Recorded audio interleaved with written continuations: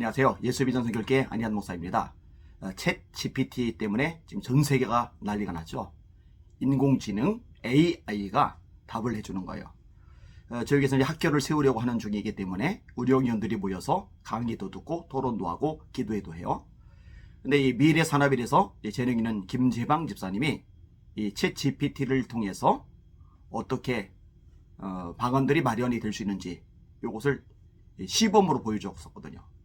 근데요, 기가 막힙니다. 기가 막혀요.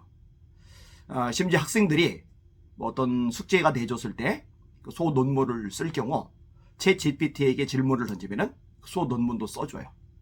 근데 표절에 걸리지 않을 만큼 아주 완벽하게 이 논문을 써줄 만큼 그게 뛰어난 게 챗 GPT입니다.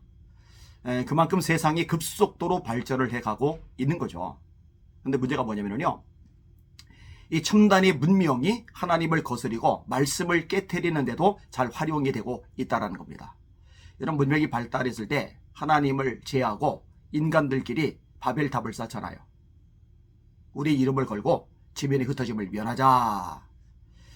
이런 현상이 지금도 계속이 되고 있는 거예요. 챗 GPT에게 질문을 해요. 동성애 옹호 이유가 뭐냐? 그랬더니 설립자 취향 때문이다. 안타깝죠?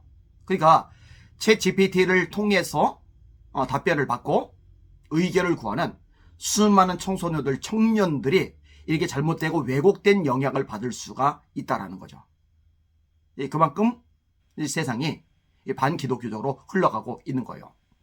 자, 챗 GPT의 설립자가 알트먼인데, 알트먼의 말입니다.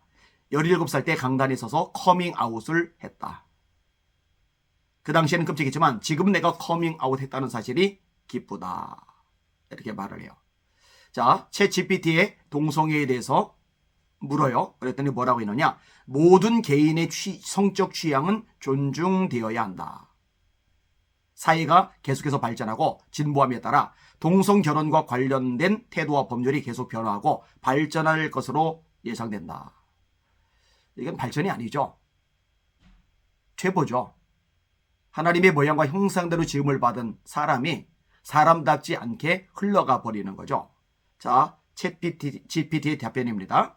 모든 개인은 그들의 성적 취향이나 성 정체성과 상관없이 존중받아야 한다. 자, 질문을 또 던졌어요. 동성애를 허용하는 국가가 더 진보적이고 발전한 국가이냐? 뭐라고 답변을 했느냐? 챗 GPT의 답변입니다. 동성애를 인정하고 인권을 보호하는 것은 그 나라의 발전과 직접적으로 연결되지는 않지만 보다 포괄적이고 평등한 사회를 구축하는 데 도움이 될 수 있다.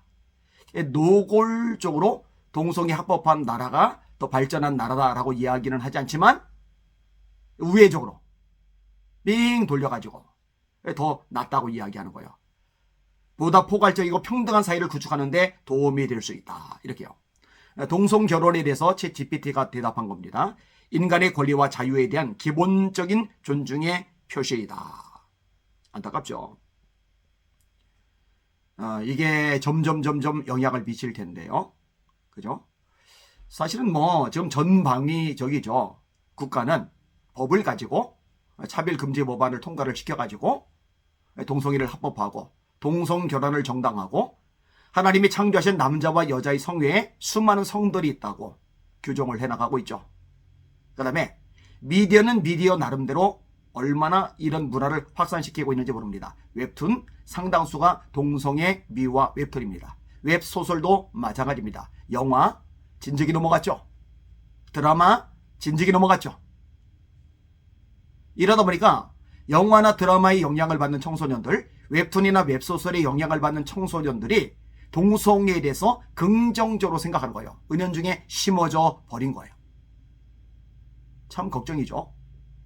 교육 분야도 이미 엉망진창이 되어버렸죠. 학생인권 조례안 같은데 이미 포함이 되고 있잖아요. 참 끔찍한 세상이 되어버렸습니다.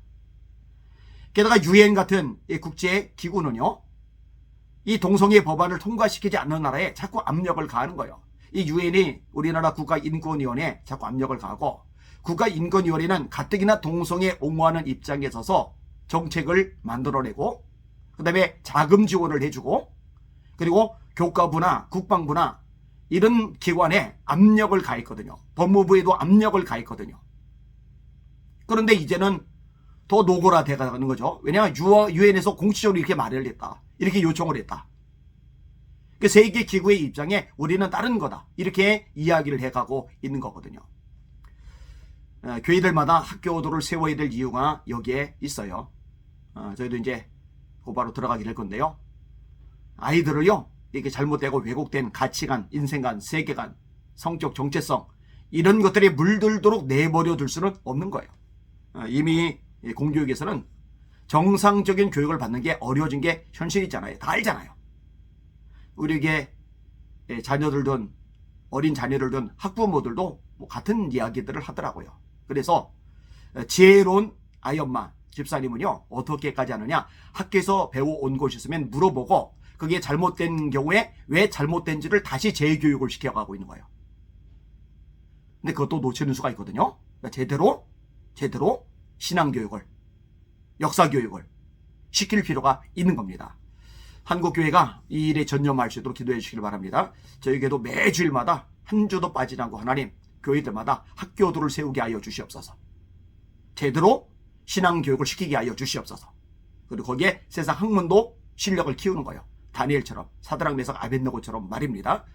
이 방송을 보시는 시청자 여러분들 기도 많이 해 주시길 바랍니다. 다음 세대가 다른 새가 되면 한국교회는 끝이 납니다. 동력을 잃어버립니다. 선교도 불가능해집니다.